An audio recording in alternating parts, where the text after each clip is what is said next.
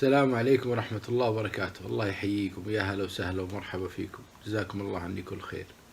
القصة هذه حدثت لأحد الأخوان اللي يعملون في مدينة الخبر أو في الظهران، وكان عسكري هناك.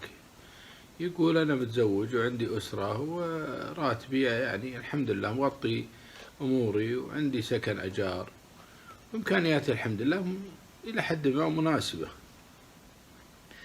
يقول والدي في منطقة الجنوب، وكأي شاب يحاول قدر المستطاع يرضي والدينه.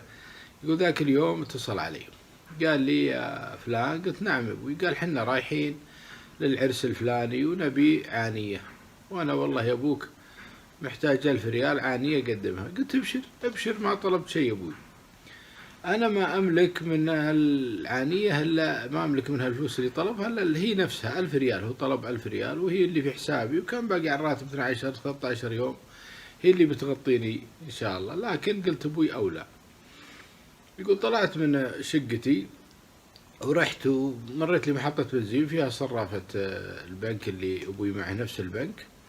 يقول فدخلت الرقم السري وادخلت حساب أبوي وحولت 1000 ريال وأعطيته أوكي، واتصلت عليه قلت يا أبوي. قال نعم. قلت بشر وصلت؟ قال وصلت، بارك الله فيك، والله يعوضك إياها أضعاف يا ولدي. يقول الحمد والشكر لله. طلعت محطة بنزين وتعديت المحطة بكيلوين.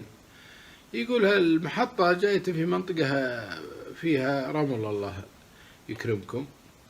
يقول له في واحد على اليمين مغرز. يقول نزلت له شاي مسكين وثره بادي في تنسيم الكفرات.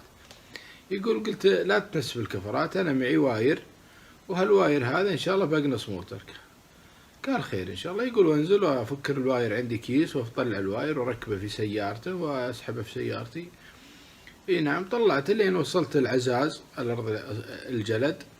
يقول يوم وصل وهذا وأفك الواير ويتشكر مني ويدعي لي. قال يا تصدق لي ساعة ونص وأنا على هالخط السريع ولكن ما حد وقف.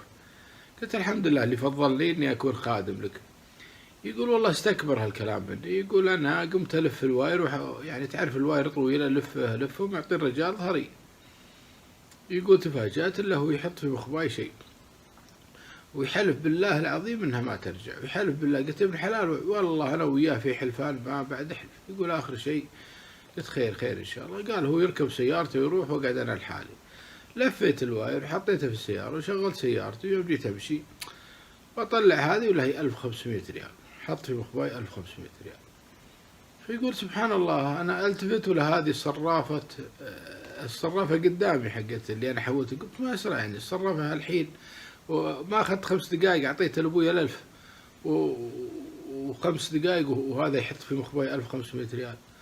فأقول يا أخوان فضل الله عظيم في عملية أنك تبر والدينك وتعطي، وهم يعني هم حياتك، أبوك وأمك الله أكبر.